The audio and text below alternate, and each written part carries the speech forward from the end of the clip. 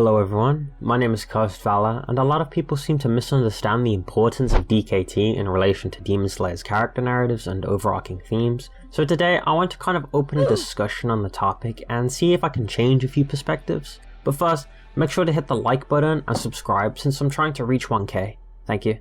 So a pretty big talking point with the Demon Slayer community is what the relevance of DKT even was, and how he sort of felt ham-fisted into the story for the sake of having a final boss. I'm on the side that DKT, while admittedly rushed, is actually needed for certain character narratives. One of the characters that benefited in my opinion from DKT's inclusion is Giyu.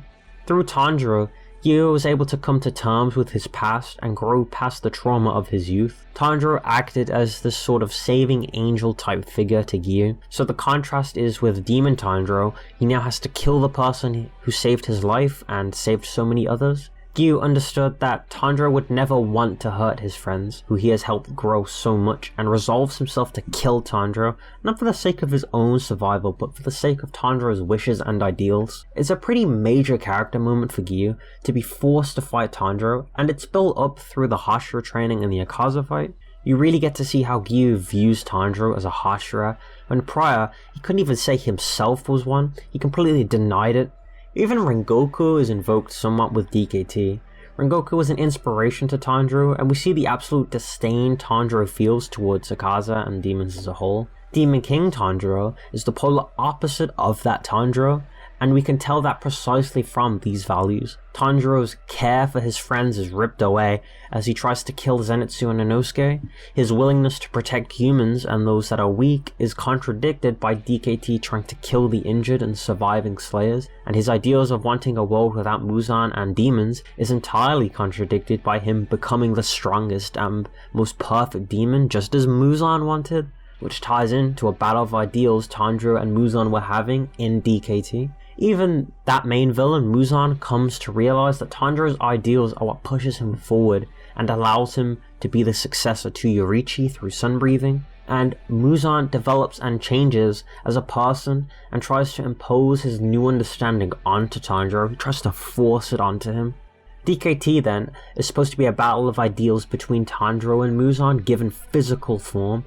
The reason Tanjiro is so triumphant over Muzan at the end is because Muzan did not understand why Tanjiro's ideals worked, just that ideals did drive him forward and allowed him to keep winning. Tanjiro was the victor, not because he strove to change the world, because he strove to change those in it, whereas Muzan was trying to impose his ideals onto those people, onto everyone else, which you can view the demon race as an analogy for. Muzan turning others into demons is him imposing his ideals onto those who are always in a bad situation. Muzan's ideals work on them because they had no alternative save for a few cases like maybe Doma, but even then you can draw a lot from him. But a video for another time. Comment if you'd want to see that. Critics tend to get on Demon Slayer for always introducing the backstory when a demon is about to die, and while I do agree to an extent, I think it ties into the broader idea of Tanjiro helping these demons when he encounters them, however briefly it may be. Akaza saw his old master in Tanjiro, Muzan saw the perfect successor to him, etc, etc.